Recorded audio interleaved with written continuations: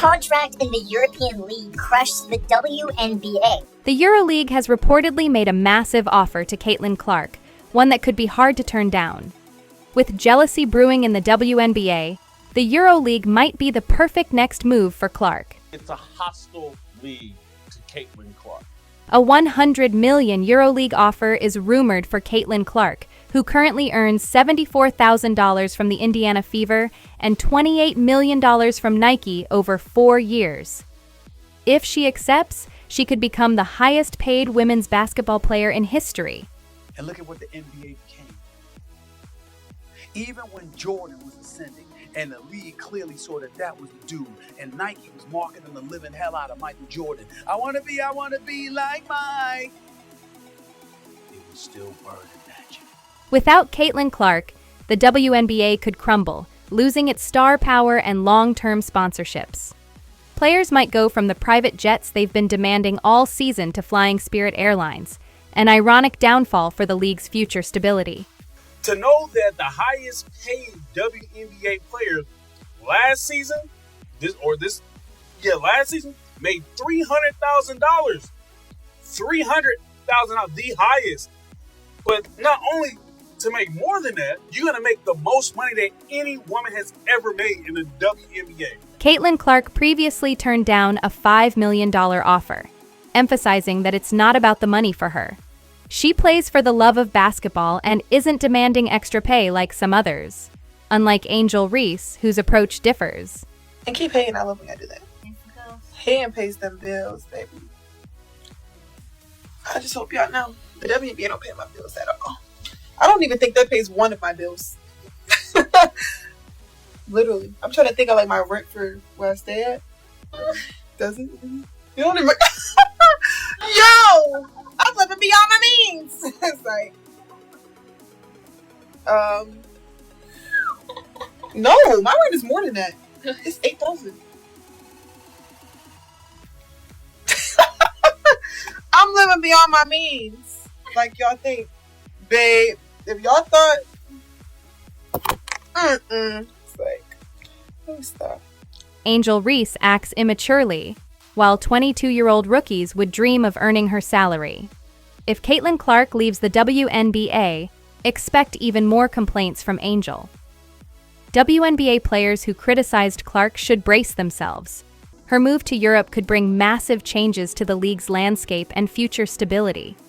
Yeah, I hope Caitlin Clark had a personal agenda against LSU. And I know there's nothing personal between me and her, so I don't need to be seeing her drop 50 on us next weekend, you know? So I love her. I think she's the best player. Forget I ever said Paige is the best player in the country. I think she's the best player of all time. I don't know whoever said that I said that Paige is the best player in the country. The world of women's basketball has been rocked by reports that the EuroLeague is prepared to offer Caitlin Clark a staggering $100 million deal. This offer isn't just groundbreaking, it's historic. Clark is more than an extraordinary athlete. She's a cultural icon, captivating a global audience with her unmatched skills and presence both on and off the court. Her influence extends beyond basketball, making her the most sought-after figure in women's sports today. The EuroLeague, recognizing her once-in-a-lifetime talent, sees an opportunity to elevate the sport to unprecedented heights, and is ready to make a monumental investment to achieve that. Clark's potential move could redefine the landscape of women's basketball worldwide. There could be a team overseas who would love to snatch Caitlin Clark away from us and give her a crazy offer. If Caitlin Clark joins the EuroLeague, it could spark a power shift, making Europe the prime destination for top basketball talent. This move isn't just about one player. It could signal an industry-wide migration toward better financial opportunities. For the WNBA, still struggling with player compensation and viewership issues, Clark's departure could be a turning point, potentially leaving the league at a significant disadvantage in the global basketball landscape. I'm getting sick of people saying that people need to stop hating on Caitlin Clark. Who? Who hates her? Diana Taurasi came out and said, look, it's going to be an adjustment when Caitlin gets to the WNBA. Y'all watch. And that's exactly what's happening. Angel Reese did the ring gesture to Caitlyn, and y'all villainized her ever since. And her and Caitlyn literally like each other. They have both come out and said so. Her teammates are walking her through things, putting chains on her, dancing with her. They love her. At any sign of criticism, or when a WNBA player is like, hey, maybe Caitlyn and the Minnesota Lynx shouldn't be the only ones with charter planes. Maybe the two-time MVP shouldn't be riding her game on a bus. Maybe you should let our owners get us our own planes if we can't provide planes for everybody. Or when people say, hey, it doesn't make sense that Nike hasn't given Asia Wilson a shoe because she has accomplished so much. She has statues of her, like she has a huge fan base. When Caitlyn has been in the WNBA for 10 minutes and she already has a multi-million-dollar contract. And now that people have complained about it, Asia's getting her shoe, Caitlyn's getting her shoe, we can all eat and be happy. If you actually listen to WNBA players, they are so happy that Caitlyn's in the league and that things are changing and that there are eyes on the league. But y'all think they're going to lower their level of play and not guard her as hard so they can ride on a plane or do this or that? No, they're not going to do that. These are professional basketball players that have been in the league for much longer and have been through things, playing in barns, like to play the sport that they love. I'm not a WNBA player, so I can't speak for them, but I don't think they're in it for the glitz and the glam and all that other bullshit. They want to be the best. They want to play. They want to compete. But honestly, I'm glad that this is happening. I'm glad that big outlets like TNT and people like LeBron James are speaking on the W. And I'm glad that they're spreading these drama narratives, to be honest. It's just making more people pay attention. And the more people pay attention, the more players that they'll learn about. Caitlyn Clark is not the only WNBA player. And I'm sure that her and all the other WNBA players are in the locker room literally laughing at everybody's tweets and takes and outrage and shit. Like, we like each other. What the fuck are these people talking about? There have never been more eyes on the WNBA as there are right now. I see people hating on Aaliyah Boston and stuff. But you know what? That's a price that comes with growth. That comes with fame. It happens to NBA players. It happens everywhere. And that's just, it's starting to come with the W. But at some point or another, we're going to have to make it about the basketball again and stop making it about like, oh, petty girl drama. Everybody's so jealous. The WNBA and its growth is going to have bumps in the road. Caitlyn is not going to come into the league and be the best player on day one. It just was never going to happen. Why can't y'all just enjoy things? Why everything got to be a controversy or a drama? Like, damn. The pressing question now is, can the WNBA compete with the financial power of the EuroLeague? If they can't match or at least approach the EuroLeague's staggering offer, they may have no choice but to watch Caitlyn Clark leave for greener pastures. Her departure could drastically impact the WNBA's future, fan base, and sponsorship deals. This isn't just about one player. It's a potential game changer for the entire sport, possibly reshaping women's basketball for years to come. Never seen this. This is a woman in America that is going to dwarf the men in terms of popularity and influence, driving. For months, the WNBA has thrived on the excitement and attention Caitlyn Clark has brought to the league. Her jaw-dropping performances, ability to fill arenas, and magnetic personality have sparked a surge in interest that the WNBA desperately needed. However, as soon as rumors of Caitlyn leaving for the EuroLeague emerged, the league's mood shifted from optimism to outright panic. Caitlyn isn't just any player. She's the athlete who single-handedly revitalized the WNBA's fan base. Her presence on the court has been a major draw, boosting television ratings and generating immense buzz on social media. If she leaves, the WNBA will be left with a void it may struggle to fill. Already battling for mainstream viewership and media attention, the WNBA would be forced to scramble for a new star. But the harsh reality is that there's no one quite like Caitlyn Clark. Her combination of elite skill, charisma, and marketability makes her a unique talent. She appeals not only to die-hard basketball fans, but also to casual viewers, making her indispensable. Losing her to the EuroLeague would be a devastating setback for the WNBA, potentially undoing years of progress in visibility and growth, leaving the league scrambling to regain its footing. Clark is the first player in WNBA history to lead the league in assists and three-pointers made, and she has now scored the most points by a guard in a single season in WNBA history. As a rookie, also the first person in history to lead the league in assists and being top 10 in points. I don't think y'all understand how difficult that is. The WNBA's panic goes beyond the potential loss of a star player. It encompasses the significant financial consequences that could follow. Major sponsors, many of whom partnered with the league largely due to Caitlyn Clark's popularity, may rethink their commitments. Media networks, which have begun broadcasting more women's basketball games thanks to the viewership she attracts, might scale back their coverage. Without her, will fans continue to fill arenas, purchase merchandise, or tune into games? The ripple effect of Caitlin Clark's departure could be catastrophic, threatening the league's financial stability and overall growth in the competitive sports landscape. Let's just say the ratings aren't the same with Caitlin Clark and the Indiana Fever now eliminated.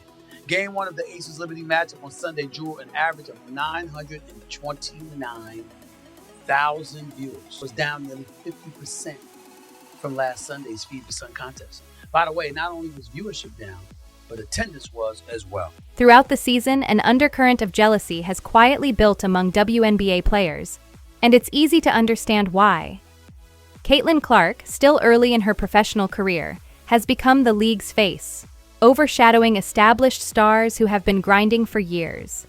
For talented players like Angel Reese and Aja Wilson, watching Caitlin garner all the attention, accolades, and now a massive offer from Europe has been frustrating. Angel Reese, in particular, has been vocal about her discontent. Known for her outspoken nature, she has not held back in discussing the WNBA's pay structure, openly criticizing it by pointing out that her salary barely covers her rent.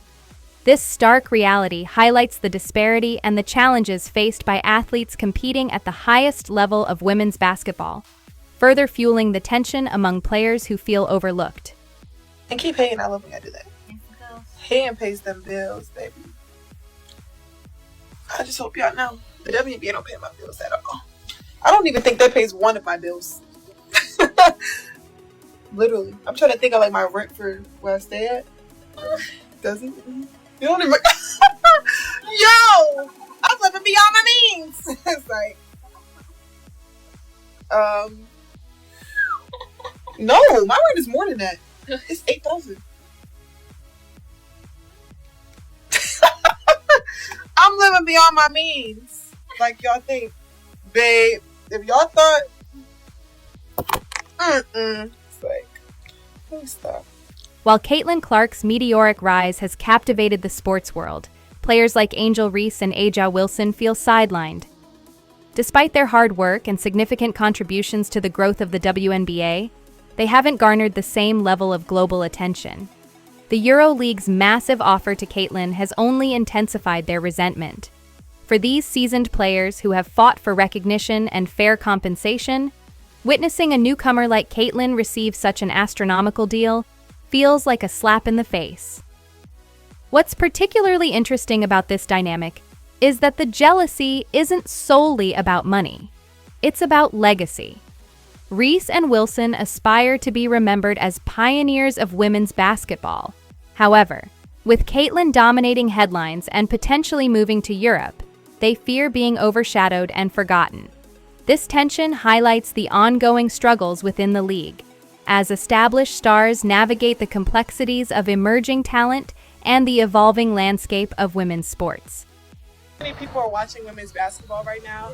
It all started from the national championship game, and I've been dealing with this for 2 years now. And understanding, like, yeah, negative things have probably been said about me, but honestly, I'll take that because look where women's basketball is. People are talking about women's basketball that you never would think when we talk about women's basketball. I'll look back in 20 years and be like, yeah, the reason why we watching women's basketball is not just because of one person, it's because of me too, and I want y'all to realize that. Caitlin Clark has accomplished what many deemed impossible. She has reignited a passion for women's basketball. Her presence on the court has significantly impacted the WNBA's attendance and viewership, with fans flocking to see her play. Her number 22 jersey has become a staple in arenas nationwide. Caitlin is not just another player, she's a phenomenon. When she steps onto the court, people take notice, enhancing the league's overall visibility. For instance, the Indiana Fever has experienced its highest viewership in years, largely due to Caitlin's star power. It's not just about her scoring ability, though she excels at that. It's about her connection with fans. She brings energy, excitement, and, most importantly, attention to a league that has struggled to rise above the noise of other major sports. Her influence is undeniable, and her ability to engage with audiences has revitalized interest in women's basketball. The same attendance figures for all of the Indiana Fever games would be what they are with or without this ancillary coverage, which I feel to be very, very one-sided. What would happen if Caitlin Clark leaves the WNBA? The league could face an even deeper viewership crisis in her absence. Sponsors and networks that have invested in the WNBA largely due to Clark's immense marketability might reconsider their deals. The arenas that currently buzz with fans eager to see her play could once again find themselves with empty seats. Losing Caitlin, the league's most bankable star, could set back years of progress in building momentum and visibility for women's basketball. She isn't just a player, she's a brand, and her departure could significantly impact the WNBA's viewership and financial stability. Compounding this issue is the constant targeting that Caitlin has faced from other players throughout her time in the WNBA. Whether it stems from her success or the attention she attracts, Clark has received more fouls than any other player this season. This isn't merely a case of aggressive defense. It highlights the underlying jealousy that accompanies her rise, underscoring the complex dynamics within the league. Caitlin Clark seems like this entire season, she was the solution for so many things, but so many players, coaches, media people, so many people were also painting her out to be the problem. She could never do enough. She could never speak out enough. Her fans were the issue. Fever fans were the issue. Players have fouled Caitlin Clark more than any other star, reflecting how her peers perceive her. They're not just competing with her on the court. They're actively trying to take her down a notch. The frequency of these fouls reveals an underlying resentment. For some players, Caitlin's success feels like a threat, prompting them to play aggressively in hopes of intimidating her or slowing her down. This targeting has taken a significant toll on Clark, both physically and mentally. She has openly discussed the challenges of being constantly fouled, and it's understandable why she might consider taking her talents overseas, where she could potentially face less hostility. If she's going to be treated like an outsider by her peers in the WNBA, exploring other options where she might be treated with the respect she deserves becomes increasingly appealing. The desire for a more positive and supportive environment could play a crucial role in her decision-making process moving forward. To me, Angel may have exceeded expectations even more so than Caitlin. If Caitlin Clark decides to leave for the EuroLeague, the WNBA's already precarious financial situation could deteriorate even further. The league's pay structure has long been a contentious issue among players, many of whom feel underpaid for the amount of work and dedication they invest. Losing Clark isn't just about the departure of a star player. It represents a significant loss of sponsorships, endorsements, and media attention that have been directly tied to her presence in the league. Sponsors who have invested in the WNBA largely because of Clark's marketability may begin to pull out if she's no longer playing in the league. This exodus of financial backing could worsen the WNBA's ability to compensate its players adequately. The ripple effect of losing such a prominent figure could jeopardize the league's financial stability and growth. Moreover, this financial fallout could have long-lasting repercussions on the WNBA's ability to attract and retain top talent.